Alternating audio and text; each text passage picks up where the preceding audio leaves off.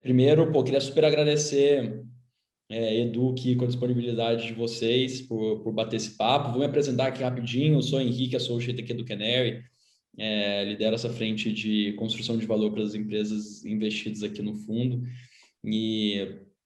E, enfim, estou aqui no Canary há um pouco mais de 2 anos. E acho que, assim, a ideia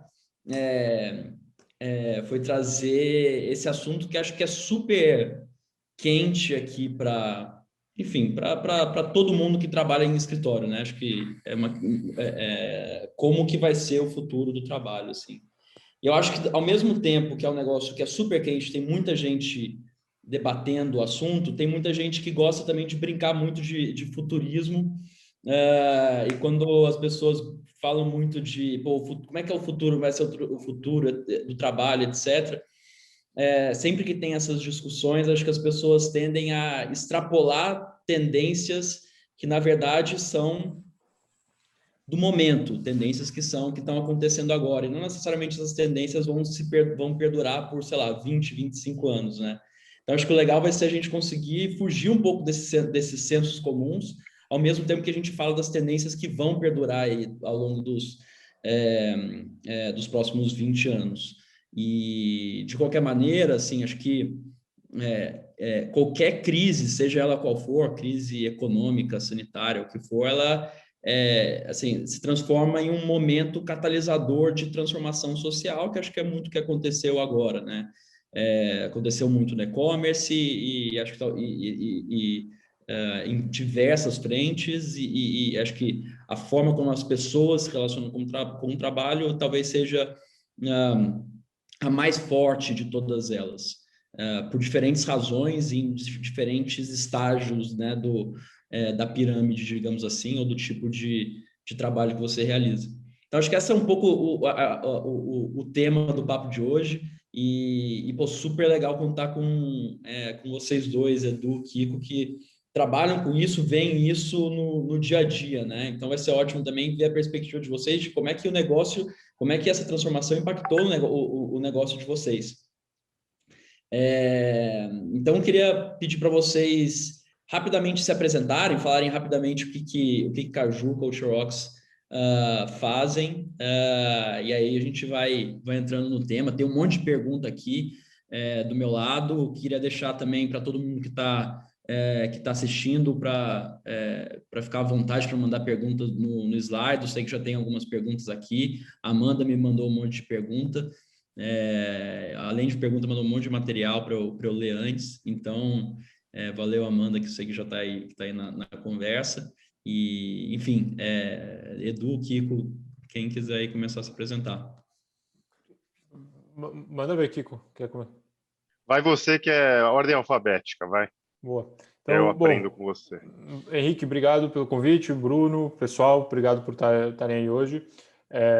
Eu sou Eduardo, eu sou CEO fundador da Caju. Acho que a Caju tem muito a ver com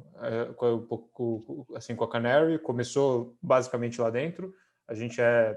Eu era empreendedor em residence do Canary e a ideia da Caju, bom, basicamente a Caju é assim, um produto de benefício, é um cartão que ele engloba todos os teus benefícios. Esse é o nosso primeiro produto. A ideia é, assim, o que a gente quer, o que a Caju faz mesmo é mudar a relação que as empresas têm com os colaboradores. E acho que isso foi... Eu conheci o mercado de benefícios trabalhando em consultoria. Então, antes de ir para o Canary, por um período super curto, como empreendedor em residence, eu trabalhava em consultoria, numa consultoria que chama McKinsey, e antes disso eu empreendi. Eu comecei a empreender assim que eu me formei na faculdade. Eu comecei uma empresa que não tem nada a ver com benefícios, que era um marketplace de diarista.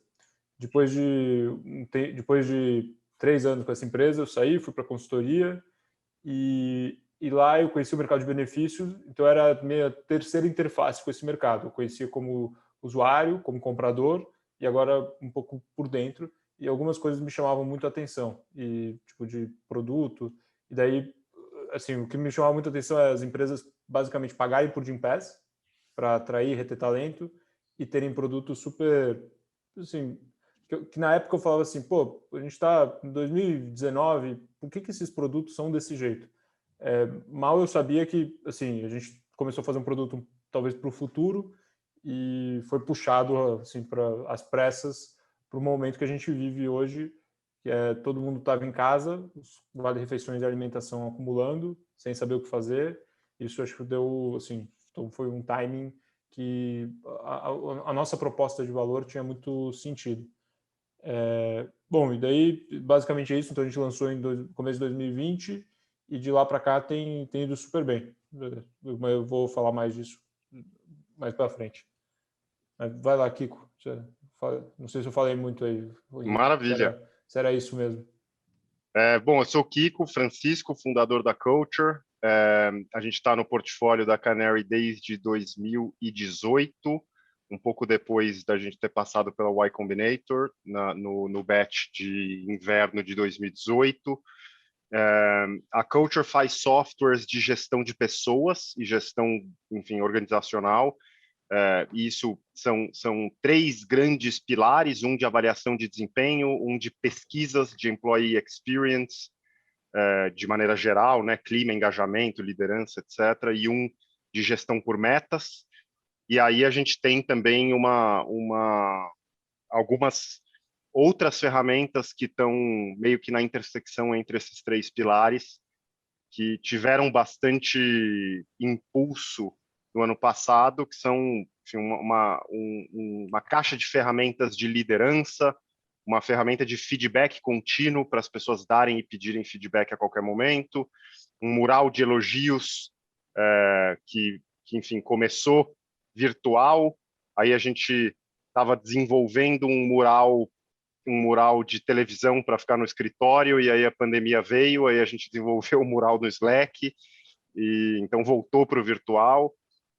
E acho que o interessante aí é que, de certa maneira, a gente tinha esses produtos que sistematizavam e talvez digitalizavam certas relações que aconteciam malemar offline, como assim one-on-ones e feedbacks e reconhecimento.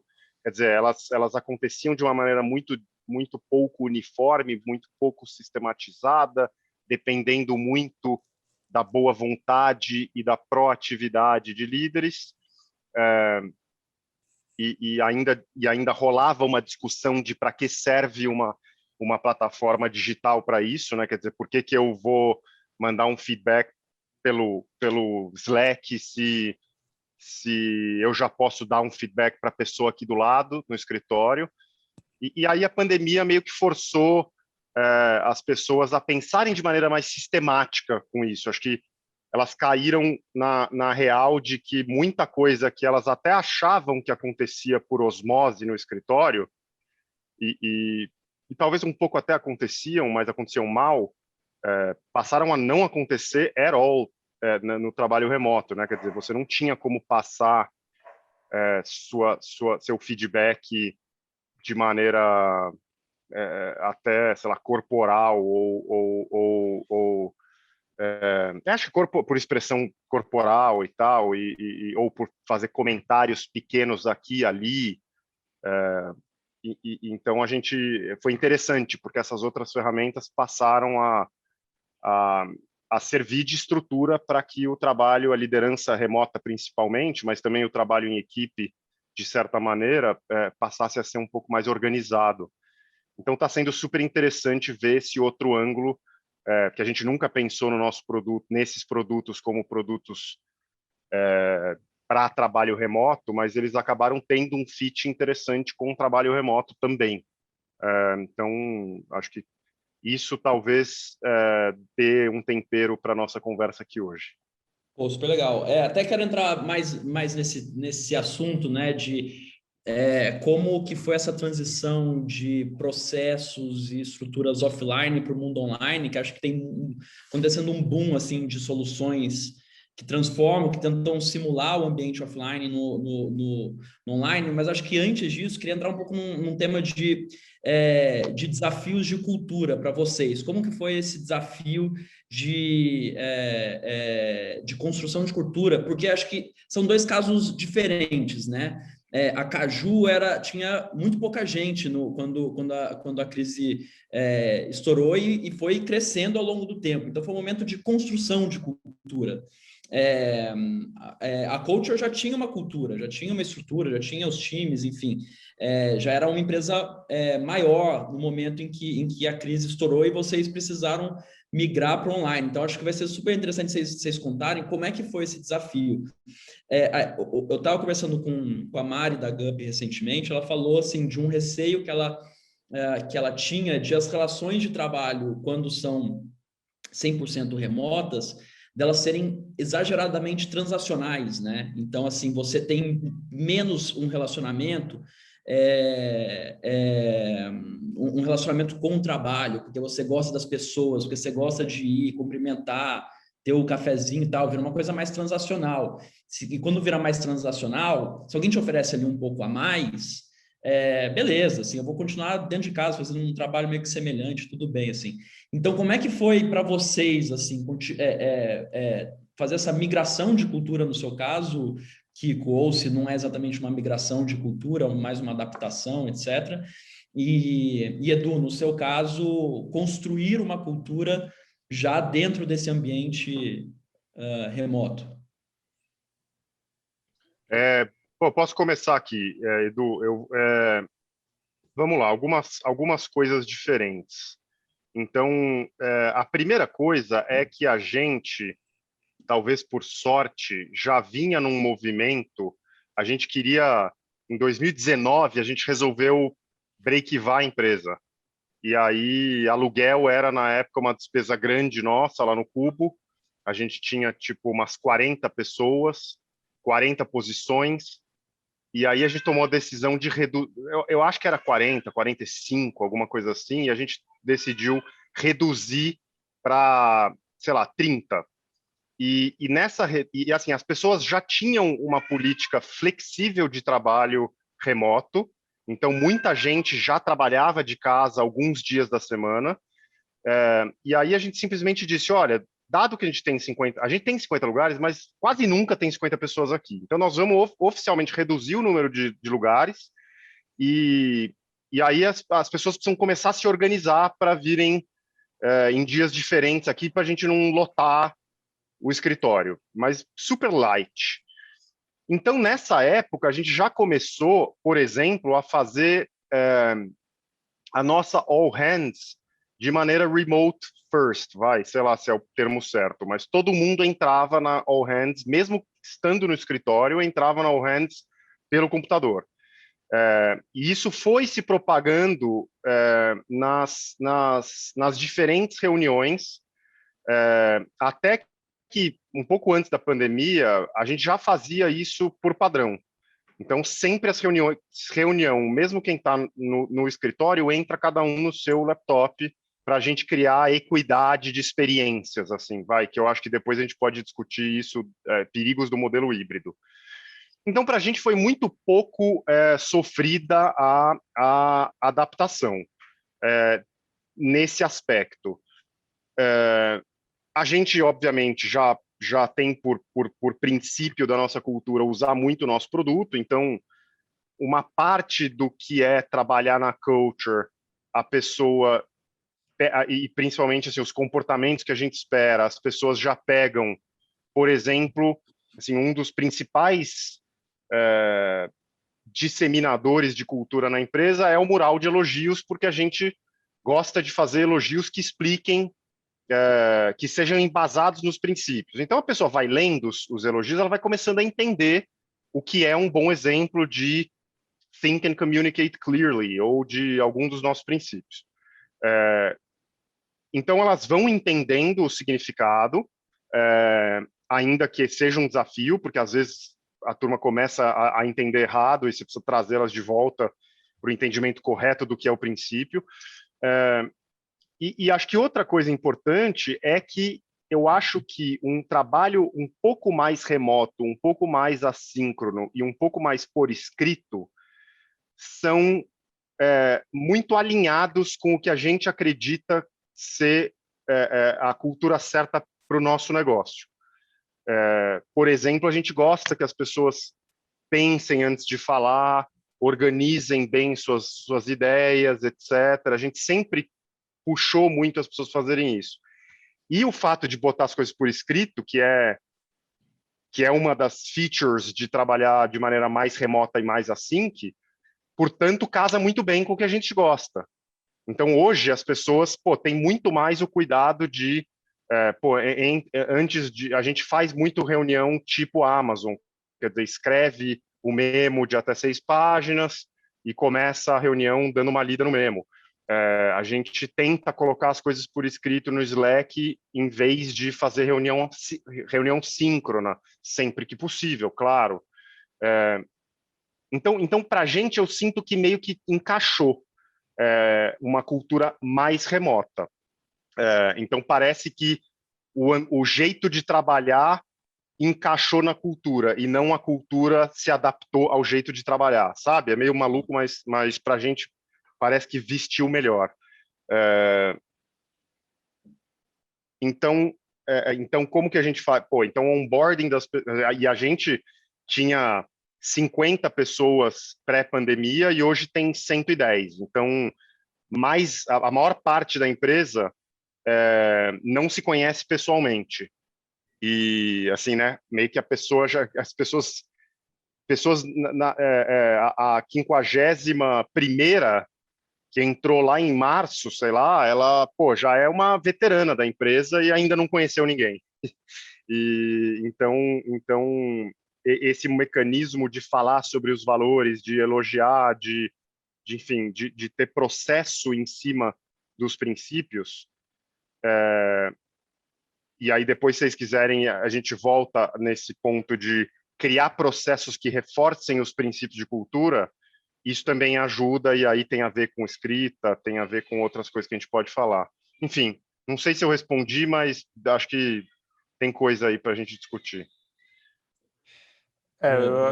Eu acho que do nosso lado é muito mais simples, porque não tinha nada, era um matão aqui, e acho que assim, a gente começou a pandemia, tinha 9 pessoas.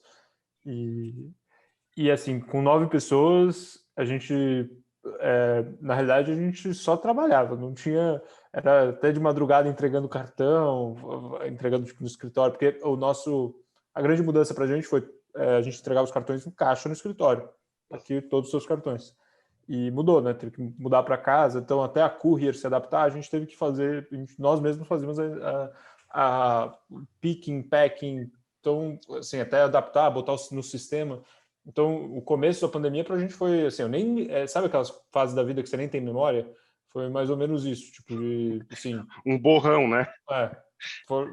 Até madrugada, come em cima da mesa etiquetando coisa. Então eram 9 pessoas, sendo que 4 desenvolvedores, tipo, o pessoal do atendimento e o resto fazia tudo.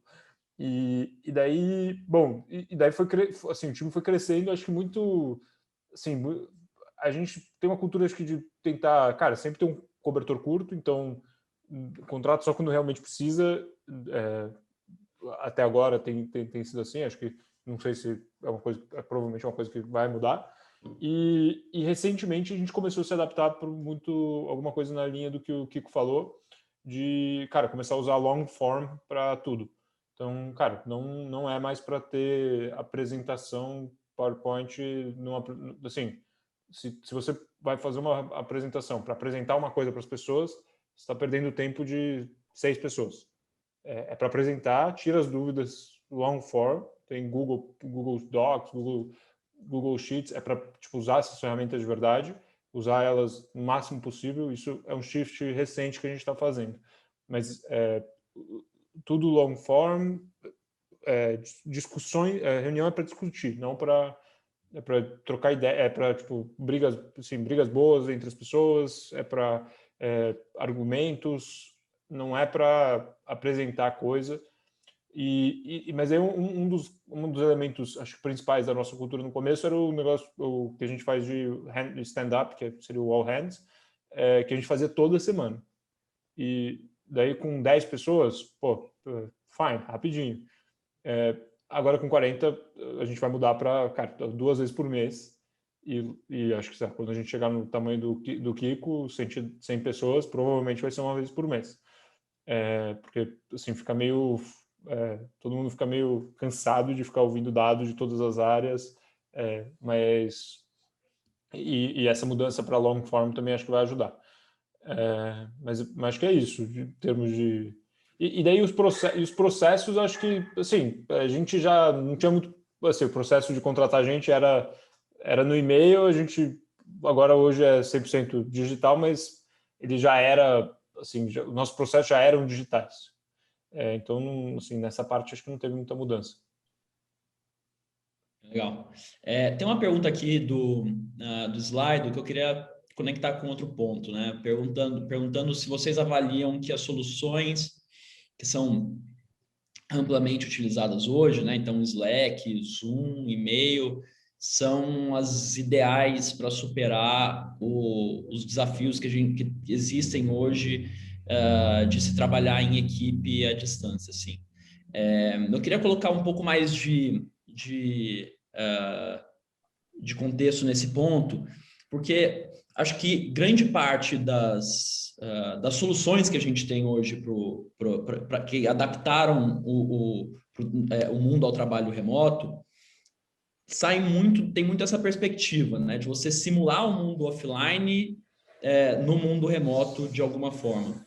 E aí eu vi uma thread até no Twitter recentemente falando sobre como que gerações foram como diferentes gerações construíram estruturas diferentes de gestão e gerenciamento de pessoas com base em momentos históricos relevantes. Então, pós Segunda Guerra, né, você teve uma geração de corporações americanas que foram influenciadas por pessoas que vieram da Segunda Guerra Mundial e, naturalmente, pessoas que foram militares têm uma estrutura de pensamento e de estrutura de poder muito diferente do que foi evoluindo ao longo do tempo. Então, você teve décadas de evolução do pensamento de gestão de pessoas de uma maneira muito hierárquica, e daí depois, enfim, e isso vai afetando, mudando a cada geração, né? Depois teve globalização, que permitiu que as pessoas se comunicassem e viajassem de distâncias longas, então,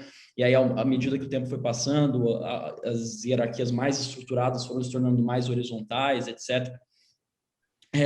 E eu estou perguntando isso porque, assim, hoje,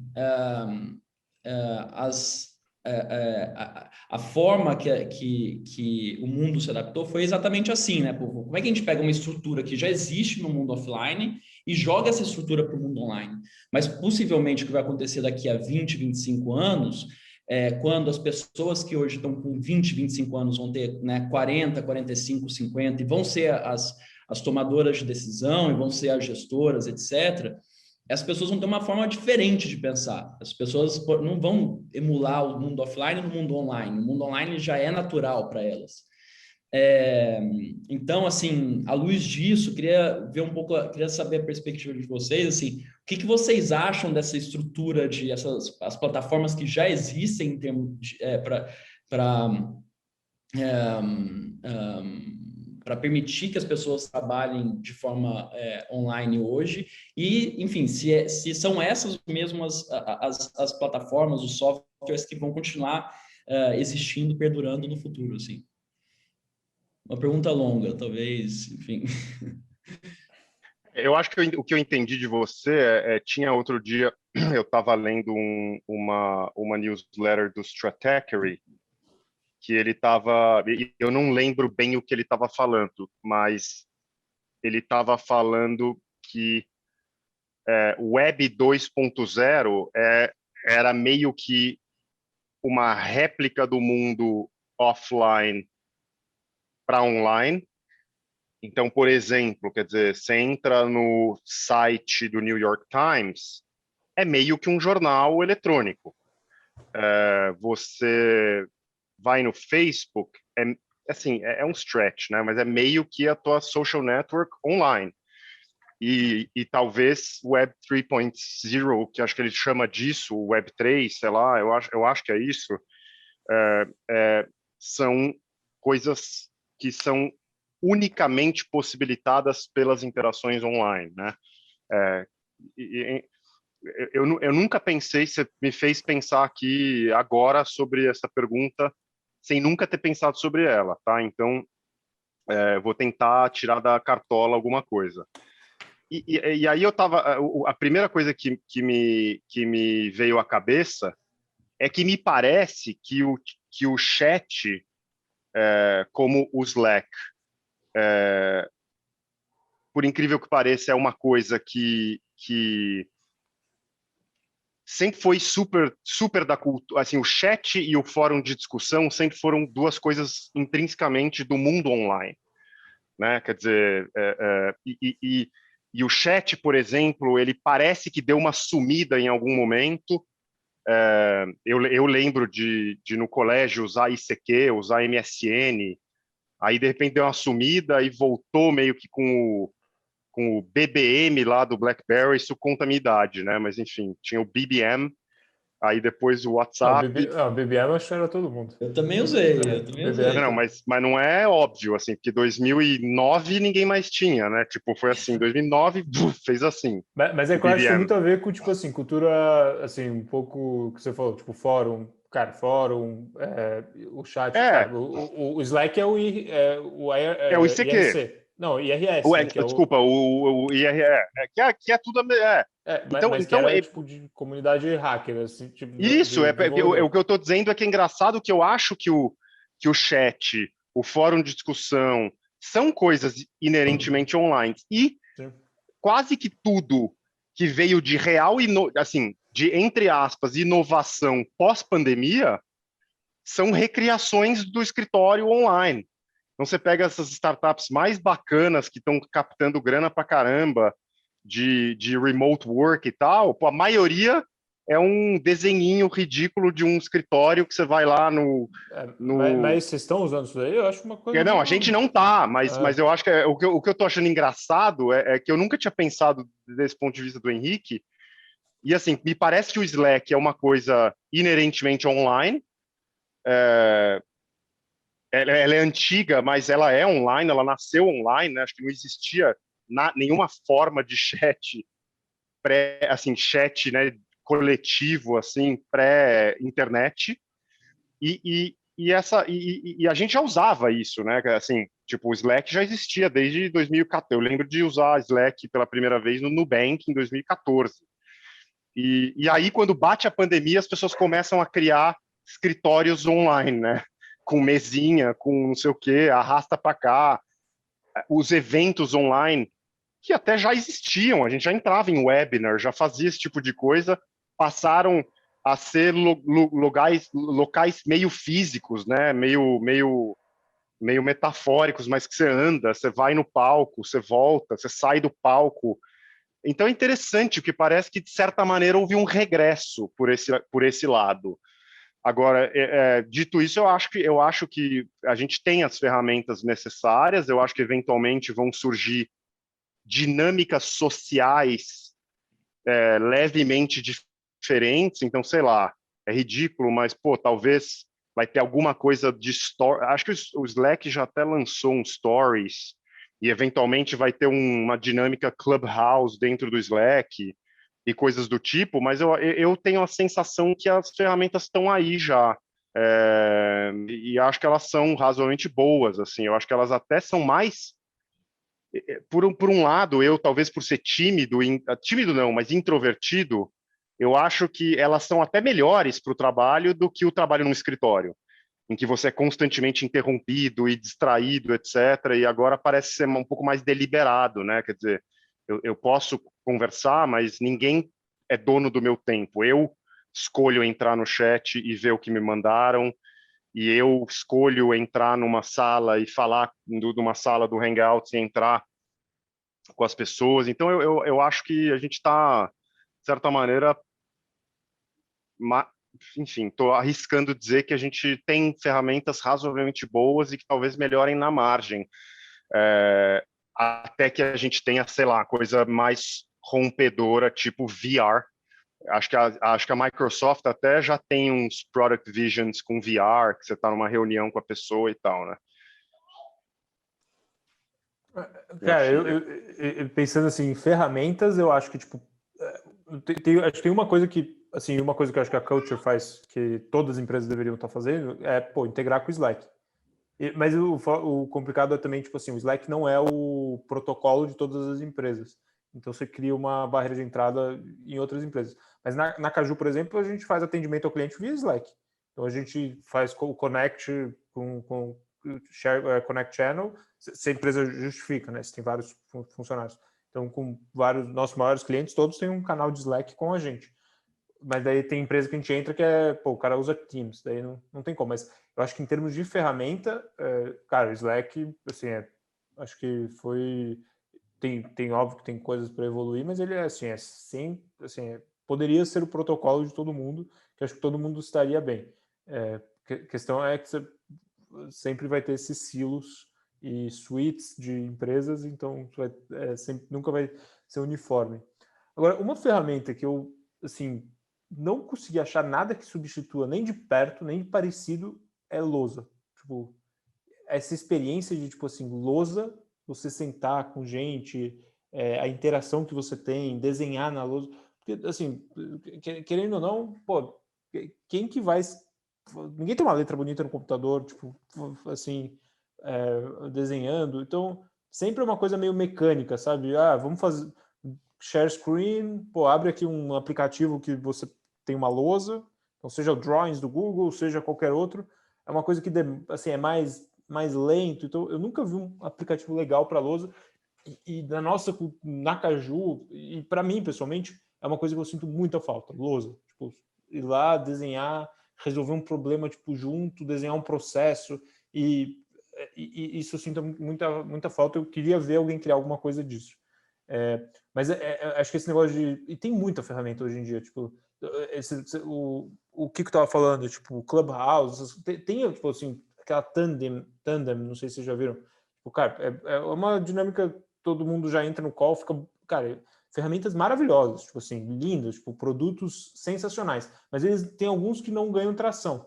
Não sei qual exato motivo. Eu acho que tem muito a ver com esse negócio de, já uso Slack, ou já uso Teams, já uso tal.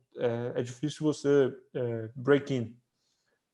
Essas transformações demoram um tempo também, né? Acho que, assim, é a maneira que você trabalha, é uma coisa que você faz todo dia. As pessoas estão acostumadas a uma forma de trabalhar, elas já estão se adaptando a novas formas de trabalhar. Enfim, essas coisas, né, assim, demoram tempo. Não sei se eu te cortei, Edu, desculpa. Não, já tinha acabado. Sério. Legal. Acho que um outro ponto importante, tem um pessoal alguns profissionais de RH comentaram comigo que iam participar do call. Então, acho que tem um ponto, a Renata Quintini falou até num podcast nosso aqui do Canary, ela fez um paralelo super interessante, assim, que ela falou que o que aconteceu com o CFO nos últimos 10, 20 anos, que foi ser um profissional que deixou de ser um profissional que atuava na defensiva, na controladoria, né, na parte de resolver problemas e não se transformou num profissional estratégico, né? O CFO hoje nas empresas entendem do negócio, tomam decisões estratégicas para o negócio e ajudam a direcionar o negócio com decisões estratégicas. E que a mesma coisa que aconteceu com o CFO está acontecendo com os profissionais de HR, de people, o que for, à medida que esses profissionais precisam agora, né, com o ganho de importância dos talentos dentro das companhias, esses profissionais precisam estar ajudando o CEO ali a tomar decisões estratégicas de negócio. que tipo de profissional que eu vou precisar contratar para cada área estratégica. A gente deveria ir para o home office total para, por exemplo, entrando em outra pergunta aqui que fizeram, acessar talentos de outras geografias ou não? Se sim, como é que a gente faz isso? Como é que a gente constrói cultura? Como é que a gente faz isso dentro de cada departamento que vai ter a sua especificidade? Então, como é que vocês veem esse desafio para o profissional de HR hoje? Como que esse profissional deveria se preparar para se adequar a essa realidade que acho que é uma baita realidade positiva, né? Porque dá mais espaço de crescimento para esses profissionais, assim. Isso é uma coisa que, se você olha, tipo assim, profissional de RH, e eu tenho a sorte de ser casado com uma pessoa que trabalha com RH, e quando você olha, tipo assim, assim, há uns, sei lá, 10 anos atrás, começou a surgir, talvez mais, mas começou a surgir um papel de uma pessoa que chama BP, que é o Business Partner. E isso acho que meio que mostra assim a importância. Esse cara é tipo assim, uma pessoa que entra no negócio, entende as necessidades do negócio e vai tipo assim resolvendo as necessidades, os problemas de people, necessidades, oportunidades de people dentro do negócio. Então, é uma pessoa que assim, tem que entender do negócio pra caramba e funciona de forma descentralizada. Então, tipo, você pode ter um BP por área. E é uma pessoa que vai, tipo, cara, meio que o thought partner do líder do negócio, do líder da área, do líder da BU, para decidir, pô, tua estrutura tá boa, você precisa de gente aqui, eu vou... E daí você tem as áreas de... E daí você produtiza... E acho que quando você vê uma estrutura de RH mais, assim, talvez moderna, o cara produtiza os serviços. Então, cara, recrutamento e seleção, learning... tipo, employer branding, eles produtizam meio que os serviços e colocam os BPs para trabalhar dentro das áreas e meio que ser a força lá dentro e acessando esses produtos e apresentando e fazendo a coisa acontecer. Então, assim, é uma coisa que já estava acontecendo e eu acho que acelerou para caramba, porque assim, você tirou vários processos, né, você digitalizou o processo, acho que você facilitou a vida desse cara. Mas, total, assim, hoje, cara, se você não tiver... Assim, muitos clientes nossos, eles vêm para a gente e falam assim, a gente está com problema de retenção e atração de talento e não é para... assim, a empresa pagando em dólar. Acho que é um desafio, assim, tremendo que todo mundo vai ter, e acho que o que a Mari falou desse negócio da coisa ter virado muito mais transacional, total, tipo, assim, tá acontecendo, tipo, tem que... É um desafio enorme, todo mundo tá tendo isso, tipo, como que você segura as pessoas, tipo assim, como que você tem uma cultura forte, mas como você tem uma proposta de valor forte, e pensar nessa proposta de valor assim, tem que ser um cara estratégico, não é uma pessoa, não é uma pessoa, tipo, muito, assim, que só faz operacional que vai conseguir lapidar essa proposta de valor para ela atrair, as pessoas, e dois, as pessoas certas, e reter elas. Então, desafio. E quando eu digo proposta de valor, eu penso bastante tipo, em Maslow. Então, cara, desde de uma proposta de um salário bom, subsistência, até você indo para o topo, cara, o negócio do cara se exibir que ele trabalha na empresa. Então, para ele virar para os amigos dele e falar, eu faço isso, eu trabalho... Então, é muita coisa lá no meio. Tem segurança, tem importante, tipo, você se sentir bem, ambiente de trabalho, sentir que está aprendendo, e o negócio de você, cara, poder se exibir e falar, pô, trabalho nessa empresa. Então, tem que ser muito estratégico para você pensar em todas essas dimensões, como que você vai tuning in, como que você vai melhorando cada uma delas. E uma outra coisa, daí talvez até me estendendo um pouco, eu vejo muito o cargo do cara de marketing também muito parecido com o RH. Então, o cara de marketing, você olha, tipo, hoje em dia, ferramenta de marketing é um negócio absurdo, né? E para RH acho que também vai ser. Mas a gente, na Caju, a gente não faz uma analogia com o CFO, a gente faz com o do marketing, porque se você pensa sei lá, 1993 inventaram o NPS. Aí 97 é IPO da Amazon e somos a empresa o nosso goal é ser the Earth's most customer-centric company. Cara, de 97 a hoje, é, by far, o maior case de sucesso empresarial existente. E acho que tem muito a ver com esse negócio de, tipo assim, cara, não necessariamente NPS, mas NPS acho que só mostra o thinking at the time e assim, foco total no cliente. Cara, foco total agora tem que ser em talento. E quais são as ferramentas? Então, o que é o Zendesk para o RH? Que seria o equivalente ao cara do NPS. Que vai ser o, sei lá, o que vai ser o marketo para atração de talento? Que vai ser que vai ser o pipe drive de ATS? Que é o GUP. Não, de ATS, de application. Mas tipo, tipo assim, que vão ser essas ferramentas para o cara de customer experience, marketing, que são tipo customer facing para dentro de casa. Então a gente pensa bastante isso. Pô, e já tem uma porrada surgindo. Então tipo, tem uma que chama Chartpop, que é de analytics. Tem uma que chama tem a culture, tem assim, tem a Caju, que é para a parte de tipo benefícios. Então, isso é uma coisa que a gente pensa bastante. Tipo, o que vão ser essas ferramentas? Quem vão ser? E é uma oportunidade gigantesca, porque você pensa, assim, o mercado de colaboradores, ele não é tão menor do que o de consumidores. Ele na realidade, ele é muito parecido. E é muito mais caro. Assim, o teu custo de aquisição para um usuário é, sei lá, seja para um e-commerce, R$200. Cara, se você contratar um headhunter para trazer uma pessoa, é 60 mil. Então, assim, é muito diferente, né? A importância, os valores. Mas a gente pensa bastante assim. Eu acho que tem um ponto interessante aí, Henrique, do RH estratégico, que, bom, o primeiro ponto é assim,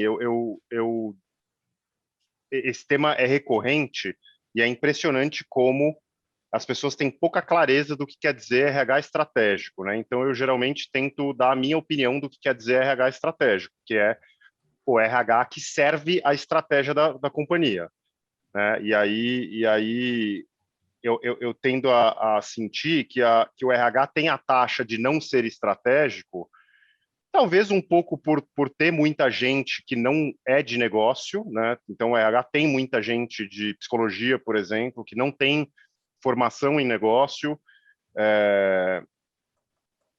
mas o fato é que muitos RHs, muitos profissionais e muitas profissionais de RH pensam suas iniciativas meio que no vácuo, sem justificar elas na língua na língua do time executivo.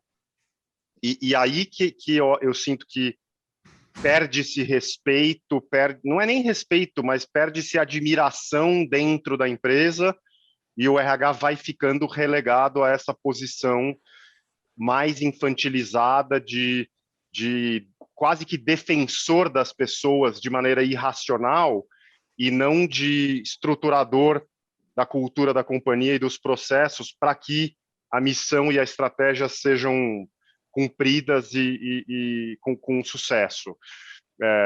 E isso já aconteceu comigo, quer dizer, já teve gente que passou pelo RH da Culture que, pô, você está num momento extremamente difícil da empresa, tentando resolver um problema de negócio desafiador, e a pessoa vem do nada e fala, eu quero organizar uma festa, sei lá. Você fala assim, cara, você não poderia estar mais... O ponto não é a festa, mas é a desconexão entre o que está queimando na cabeça do time executivo e a agenda da pessoa que muitas vezes é desconexa. E eu acho que isso acontece muito, né? Acho que vem acontecendo cada vez menos. Curiosamente, eu sou um grande admirador da cultura dos 3G.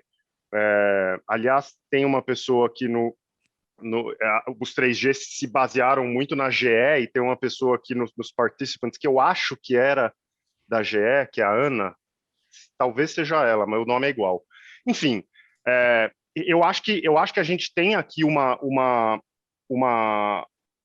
coisa unicamente brasileira, que é o RH Agente Gestão da Ambev, que meio que foi uma criação ali da simbiose da Ambev com o Vicente Falcone, que é um jeito de pensar o RH extremamente estratégico. É um RH que pensa, que é dono de desdobramento de metas, é dono da gestão da empresa, dos processos, etc., da auditoria de processos, principalmente processos mais relacionados a gente, mas, enfim, é um RH super estratégico nesse sentido, porque está sempre pensando que processos adotar para maximizar o sucesso da organização, aí, é ela. E é engraçado que no Vale do Silício, e aí a gente tem essa conexão por ser aqui, né, um webinar de tech. Cara, o Vale do Silício, eu acho que está 20 anos atrás. Quando eu vejo a turma de RH do Vale do Silício, quando eu vejo o marketing de conteúdo das empresas do Vale do Silício, cara, assim, eu vejo o marketing de conteúdo das empresas no Twitter, eu falo assim, não é possível que essa turma tá nessa vibe de RH criador de perks, assim. Eu brinco que tem um concorrente nosso do Vale do Silício que me ofende. Talvez a melhor empresa do Vale do Silício, desse espaço de metas, pesquisas e performance management, e ela, na conferência anual dela, na primeira conferência anual remota dela, que foi ano passado, uma das atrações da conferência, literalmente, chamava Puppy Cam, que era um lugar para as pessoas que estavam participando da conferência entrarem e verem ao vivo filhotes de Golden Retriever brincando. Essa coisa assim, você fala, cara, é um reforço de estereótipos da incompetência do RH brutal. Tipo assim, porra, você tá, cara, vamos falar de negócio, vamos falar sabe, você vem me falar, você vai botar um negócio de puppy, para não falar que eu acho sexista fazerem isso. E eu acho que o Vale do Silício está muito para trás da gente. Se a gente pegar a RH de companhias tipo Ambev, que é aberta, assim, hoje acho que vem tentando se reinventar, mas sempre foi abertamente inspirado na GE, que também tinha enfim, eu sinto que tinha um RH super pensando no negócio. A própria Ana, eu acho que enfim, extremamente orientada para negócio, etc. Eu acho que a gente tem tudo para ser talvez o país que exporta RH estratégico. A gente é o único país que assim, nos Estados Unidos, no Vale do Silício, as pessoas chama de People Happiness, Chief Happiness Officer, a pessoa de RH, desculpa aqui, mas dá vontade de gritar, entendeu? E aqui no Brasil a gente tem um baita exemplo, que é a Ambev, com gente e gestão, que uma pessoa, sabe, são áreas irmãs, que pensam juntas, em total sintonia com o negócio. Então, talvez aqui eu dei meio que uma desabafada, mas eu acho que interessantemente a gente tem tudo para ser um país que exporta RH estratégico. E o Vale do Silício, especialmente, eu acho que está para trás nisso. Eu acho que, por exemplo, eu vejo muita gente na Y Combinator contratando gente de RH, e muitas vezes o job description é um misto de RH com office manager. Tipo assim, você fala, cara, por que a porra da pessoa de RH vai cuidar do escritório e comprar Coca-Cola e ver se tem papel higiênico no banheiro? Tipo, isso não tem nada a ver. Sabe, tem um pouco a ver, talvez assim, se você esticar demais a corda. Então eu acho que eu acho que a gente tem uma oportunidade enorme de ensinar o mundo do que é bom RH, porque eu acho que o Vale do Silício, que supostamente é uma referência em um monte de coisa, e muita coisa relacionada a RH, eu acho que é bem medíocre. E tem RHs muito pouco estratégicos. O Henrique do Bugrá, da Brex, ele deu ele participou daquele podcast Invest Like the Best, sabe? E ele falou uma coisa interessante, falou, cara, assim, é incomparável como no Brasil as empresas são muito mais eficientes do que as empresas americanas, assim, muito mais. Óbvio que tem outras diferenças, né, nos Estados Unidos tem muito mais talento, né? As pessoas, enfim, até nesse ambiente, principalmente em tecnologia, desenvolvimento de produto, etc.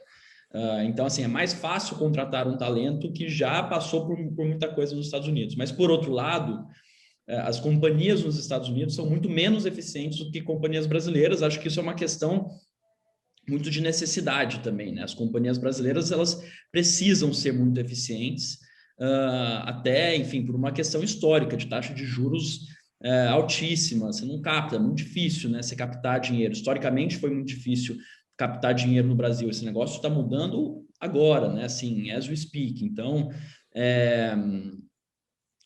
enfim, acho que isso esses contextos diferentes também colocam a gente em ambientes exigem culturas diferentes E tem uma coisa interessante, Henrique, que eu penso que uma das coisas que a gente tem que aprender como RH e de prática de RH com o Vale do Silício, para mim, uma das principais é recruiting and selection. Porque, de fato, a turma lá sabe recrutar bem e em volume, né? Então, pô, eu acho que a máquina de recrutamento da Amazon, máquina de recrutamento da Stripe, são duas que eu já fui olhar mais no detalhe, enfim, pedir para conversar com gente, etc. São processos que eu acho que estão muito à frente dos processos de recruiting and selection aqui do Brasil. E quando você pensa nas áreas adjacentes a isso, pô, employer branding, pô, a empresa, todo mundo quer trabalhar no Brasil é o Google e o Facebook. Tipo, assim, não é síndrome de vira-lata, mas acho que é ver o que esses caras estão fazendo. Assim, não é que e aqui eu acho que eu concordo totalmente. Tipo, você tem vários estereótipos, mas cara, esses caras construíram máquinas de cuspir grana, tipo, assim, muito. Pois, o Stripe para mim é, sei lá, uma das empresas mais legais do mundo. E, cara, eles são, assim, extremamente rigorosos no processo dele. Tipo, eles são... Cara, você tem que ser, assim, muito bom no que você faz e eles conseguem atrair e pagam extremamente bem. Eu acho que todo mundo tem um pouco daquele negócio da cultura do Netflix, de pagar bem, que isso acho que está mudando no Brasil. E daí acho que é um ponto do Henrique. Tipo, empresas podendo pagar melhor vão poder... Tipo, meio que, cara, traz as pessoas, todo mundo vai... Cara, hoje em dia, eu vivi duas épocas de internet, duas épocas muito próximas de startup no Brasil. Numa, cara, era surreal quanto você pagava de salário e hoje é, assim, absurdo o que aumentou. Então, e isso é bom, né? É muito bom. Pagar, mas eu não ganhava absolutamente nada. Eu aprendi pra cacete, mas foi assim, era todo mundo, né? O time todo ganhava pouco, porque a empresa foi fundada com muito pouco dinheiro, né? Hoje você tem muito mais capital disponível. Então, imagina hoje você trabalhando no Brex, tipo, no Brasil, ganhando em dólar e são os mesmos founders. Tipo, então isso vai mudar para cara, assim, briga por talento vai ser um negócio e daí vai ser assim absurdo. E é interessante essa da briga por talento, porque eu tenho cada vez mais achado que se a gente, e eu não sei se o Eduardo pensa que nem eu, mas a minha sensação é que o tipo de gente que vamos pensar primeiro turma de produto, né? Porque eu acho que é onde está mais esse problema. O tipo de colaborador de produto ou colaboradora que a gente quer na culture é uma pessoa que poderia ir trabalhar numa super empresa do Vale do Silício. A gente até recentemente perdeu um developer para o GitHub e foi um baita sinal bom. Não é que a gente perdeu para qualquer empresinha, a gente perdeu para o GitHub, dá até para inclusive vai e conta para a gente como é que é e tal, e ensina a gente, né? E se a gente começar, se a gente for uma empresa remota, qual é o benefício da pessoa trabalhar na culture e não trabalhar, sei lá, num Stripe da vida que tenha uma política de trabalho remoto? Então, eu estou meio que invertendo aqui, eu estou considerando a possibilidade de inverter esse negócio e falar, cara, a graça de trabalhar na culture vai ser trabalhar junto com a turma, num escritório, ou muito num escritório. A graça vai ser, assim, vai trabalhar na culture quem quiser trabalhar no Brasil com brasileiros, criar amizades de fato e beber no boteco depois. Porque se for para trabalhar remoto, por que trabalhar na culture? Vai trabalhar em outro lugar. Claro que tem as especificidades da culture e óbvio que eu quero que elas sejam importantes, mas é muito difícil que elas sejam mais appealing do que ganhar 5 vezes mais.